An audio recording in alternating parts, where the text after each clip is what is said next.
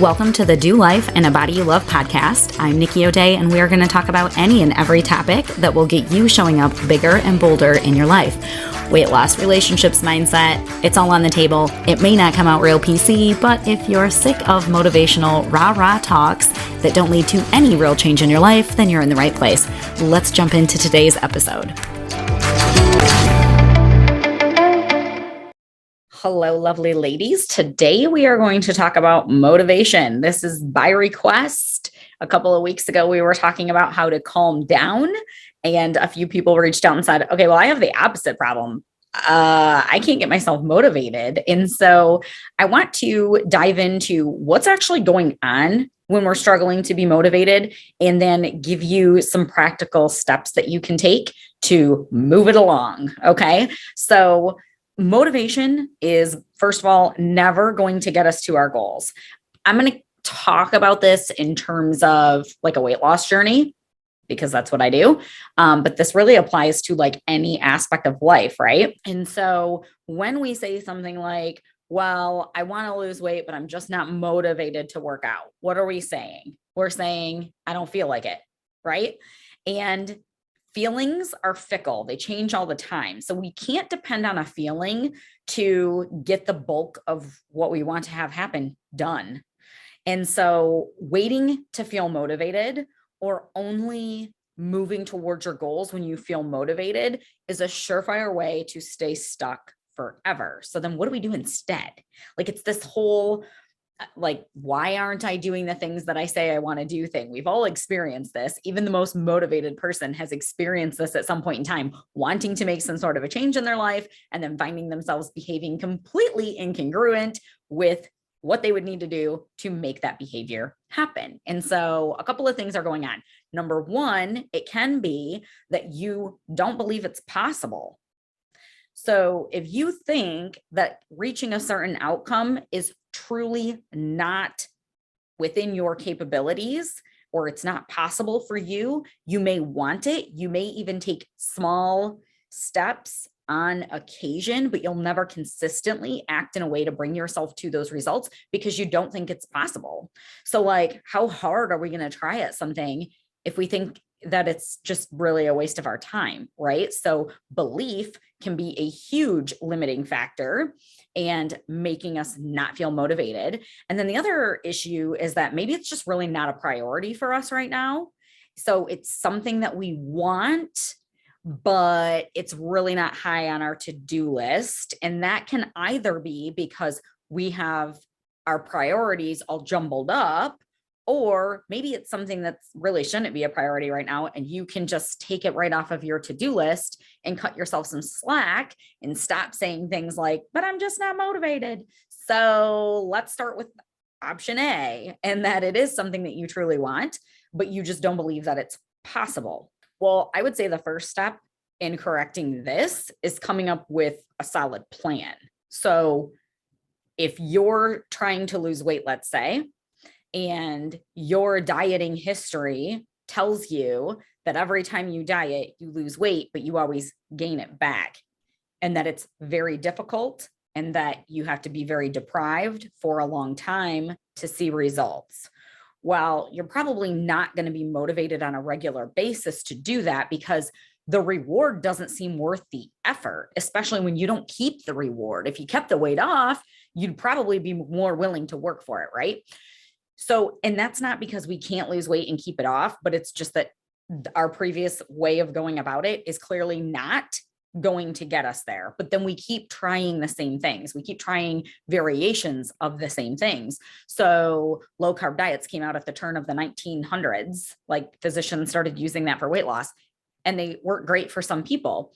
But here's the deal. If you've tried low carb and then Atkins and then keto and then South Beach and like all of these low carb diets, and you're always miserable, or the weight comes off, but then you always rebound weight gain, stop doing the same thing. It's not getting you where you want to be. And that's why you don't feel motivated, because it's got to feel worth the time and the energy and the finances that you're going to have to invest for you to feel that motivation, right?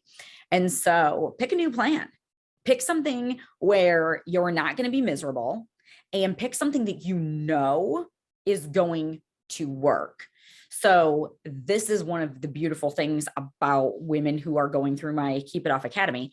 They aren't real confident in their ability to lose weight because dieting history has taught them that when they diet, they put the weight back on.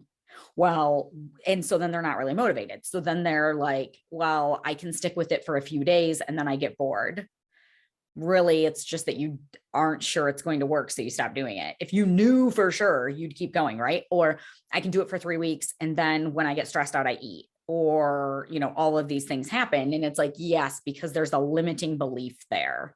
So having a mentor can help you greatly. And I'm not saying that needs to be my academy. You can find mentorship anywhere. Just make sure that that person has a great plan in place for you that you feel very, very confident in. And all of a sudden, you don't even need motivation. You feel it because you are not necessarily confident in your own abilities, but you're confident in your new plan or in your mentor that you've taken on, or whatever this new way of going about it is going to be. Maybe you don't need mentorship, but you need a plan that is going to not be super depriving and it's going to give you fast enough results that then keeps you motivated. So we have to act sometimes before we feel motivated. And it's because the action shows us a little bit of success. And then that success tells us, oh, I can do this. And then that motivates us to want to keep going. So this is why people are really motivated until they hit a plateau. Because if they don't know how to handle the plateau, then they go, oh, I knew this wasn't going to work, right? When the scale's moving, they're motivated because it's working. So sitting and getting very clear on what are the things that are going to make me stop doing this? And then how do I handle those things? Having a plan in place, having the knowledge that you need, and then seeing those wins, those are all the things that are going to keep driving you forward and making you feel motivated. All the while, start working out some habits, right? Because you're not always going to feel like it. But if you start to develop habits where you're making the behaviors that you need to have to get the result that you want, when you're starting to put those behaviors on autopilot, when they're just becoming who you are and what you do, you don't need to feel like cooking yourself healthy food. You don't need to feel motivated to go out and go to the gym or whatever the behavior is. It just becomes who you are, right? So changing your belief, knowing that it is possible for you, finding a plan that's going to work for you, get accountability or mentorship if that's what you need, and just start taking action. Stop planning, start doing. Have a plan in place for when you hit that plateau so that that doesn't demotivate you, right? Now, what if that's not the issue? What if you do think that it's possible for you, and yet you keep just saying arbitrary things like, well, I need to start eating better, but then you never start eating better because you're not planning things out? Well, in this case, it's probably just that you're not prioritizing whatever you say the goal is. So if the goal is weight loss, but all of these other things keep taking priority on your schedule, you need to realign your priorities. And so how I like to do this, because I am a busybody and there's a million things that I want to do. Like I want to learn Spanish and I have not learned Spanish yet. I know how to ask for a beer in a bathroom. That's all I got. That's not getting me very far. Why aren't I learning Spanish yet when I say that I want to? Well, it's not a priority for me right now. And maybe someday it will be. Okay. But so how do I sort through what things I need to prioritize? List them all out. Do a brain dump. What are the things that you are currently prioritizing in your life? So if you have kids, you got to keep feeding them. You got to keep changing their diapers. All those things have to keep having. Those are non-negotiables, right? So what are all the things that you have to take care of in your daily grind? And then what are the things that you say that you want? Is it a career change? Is it to lose weight? Whatever it is. Now, prioritize these things. You can be doing multiple things at a time, but you can't be doing all the things all the time. That's not possible. So just because something is a good goal doesn't mean that it's good for you right now in this season of life. So prioritize what are those things going to be. So for me, it's always God, family, my health, my finances. I got to keep my business going. I got to keep my body going. I need to maintain the relationships within my family. My kids need things. My marriage needs things. And then obviously my faith. God gets the first moments of every one of my days. But so you have to structure out what those things are going to be for you. What are your non-negotiable priorities? And then how do you fit other things into your life? So if you're looking at one of these areas and you're like, yeah, I really need to get better with reading my Bible, or I really need to lose some weight, but then you're not doing anything to get yourself there, scheduling it, making it a priority, getting clear on why you want what you want. If you want to lose weight, why do you want to lose weight? Well, because I felt better when I was 30 pounds lighter. Okay. In what way? Like what would feel better? Oh, well, I would have more confidence in getting dressed, and then I would like to go out more. And so then I would be more social and I would have better relationships. Or then my knees wouldn't hurt so bad and I could get on the floor and I could play with the grandkids and be the fun grandma that gets to go and do the things, or like get real deep with why you want the things that you want. And then something's going to have to give to get yourself there. If your schedule is go, go, go all the time, you have to put these things that you say you want, they got to make it onto the to-do list.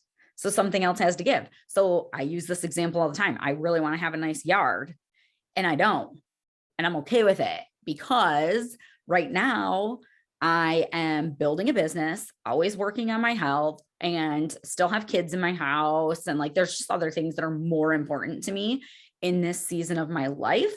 And so maybe once I'm retired, like all of my neighbors, my yard will look as amazing as theirs. But right now, it can't, because it would cost me something that's more important to me. So you got to figure out what those things are. Now, I would personally say the non-negotiables about taking care of your body are feeding yourself good food most of the time, not always, but predominantly.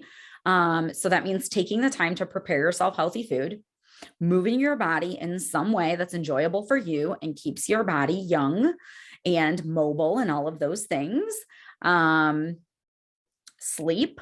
If you don't have time to sleep, like you're sleeping 4 hours a night because your schedule is so packed, that's a problem. You need sleep and a little bit of a social life.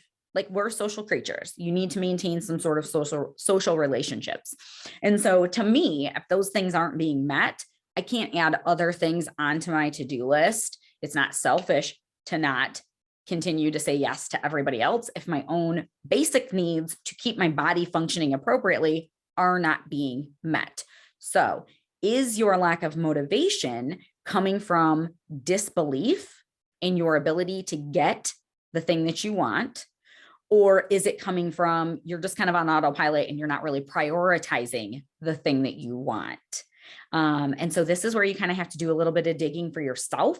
Journaling can be helpful. Just sit with this and journal it out. Like, why aren't I doing the things that I say I want on a consistent basis? Because going back on the same diet for 3 weeks and then falling off isn't going to get the weight off, right? And that's the same for anything in life that we're trying to change. We need consistency. Consistency has to come regardless of how we feel. So we can't use our motivation or lack thereof to dictate what results we're going to have in our life, or we're never going to get those things ironed out, right? So sit with this, journal with this. Some things you can ask yourself just to recap is, why do I stop doing the behaviors that I need to do? Or why aren't I even starting them in the first place? Is this a prioritization issue? Do I not believe that I can? Do I not really have a good plan in place? And then whatever that issue is, find a way around that, because whatever this nagging thing is that you want to accomplish, be it your weight loss, be it mending some relationships, be it spending more time with God, whatever the thing is, if it's nagging at you, if it's pulling at your heart, then you probably should listen to it and figure out if it's something you're meant to do right now. And if it is, get your butt moving. And if it's not something that's meant for you right now, take it off of your plate. Just let it go and focus on the things that are true priorities for you in the season so that you're not running around carrying this guilt of all of the things that you think that you should be doing, when the reality is that you're doing plenty of things and you're doing very important things, and you just need to give yourself a pat on the back and recognize that you too, dear girl, only have 24 hours in every single day. And when the time is right for you to tackle the millions of things that you want to do, those things will come to fruition. But for right now, what's the focus?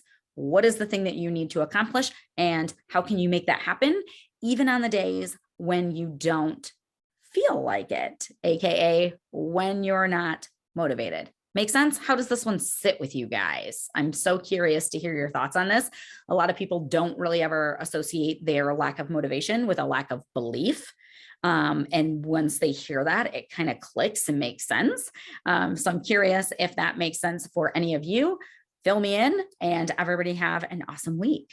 Thanks for tuning in. It is my mission to give women back the confidence that they need to show up bigger in their lives. Right now, the world more than ever needs women who are on fire and living their purpose. If you want to join me in this mission, there's a few things you can do. 1, you can share this podcast with the women in your circle. 2, you can join me in my Facebook group, Simplified Fat Loss, or you can subscribe to my newsletter at nikkioday.com.